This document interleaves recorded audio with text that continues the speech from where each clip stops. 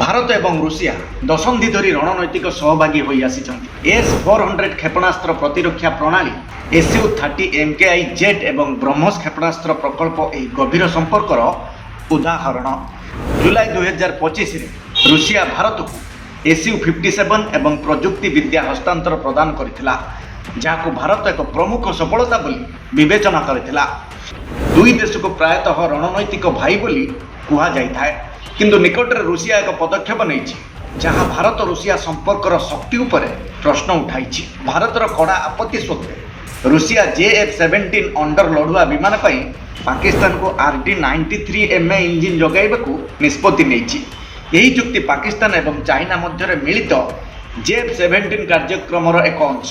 ପାକିସ୍ତାନ ବାୟୁସେନାର block III ପ୍ରକାରର ଅଧିଗ୍ରହଣ ଏହାର କ୍ଷମତାକୁ ଆହୁରି ମଜବୁତ କରିବ।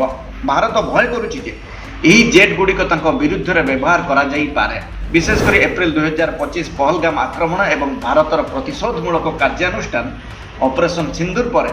ଏହା ଉଲ୍ଲେଖ କରାଯିବା ଉଚିତ ଯେ RD-93 ଇଞ୍ଜିନ୍ ପ୍ରସିଦ୍ଧ ରୁଷ କମ୍ପାନୀ କ୍ଲିମୋଭ ଡିଜାଇନ୍ ବ୍ୟୁରୋ ଦ୍ୱାରା ବିକଶିତ କରାଯାଇଥିଲା।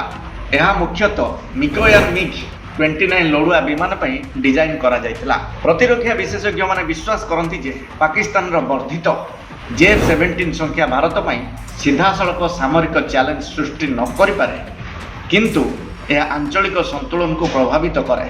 ପାକିସ୍ତାନର ବାୟୁସେନା ମାନସିକ ଏବଂ ରଣନୈତିକ ଶକ୍ତି ହାସଲ କରିବ। ଭାରତକୁ ତାର ବାୟୁ ପ୍ରତିରକ୍ଷା ଏବଂ ଲଢୁଆ ବିମାନ କାର୍ଯ୍ୟକ୍ରମକୁ ଦ୍ରୁତ ଗତିରେ ଆଗକୁ ବଢ଼ାଇବାକୁ ପଡ଼ିବ। ଏହା ଭାରତ ପାଇଁ ଚିନ୍ତାର ବିଷୟ ଯେ ଏହାର ସବୁଠାରୁ ବିଶ୍ୱସ୍ତ ସହଯୋଗୀ ଏବେ ଡବଲ ଖେଳ ଖେଳୁଥିବା ଦେଖାଯାଉଛି।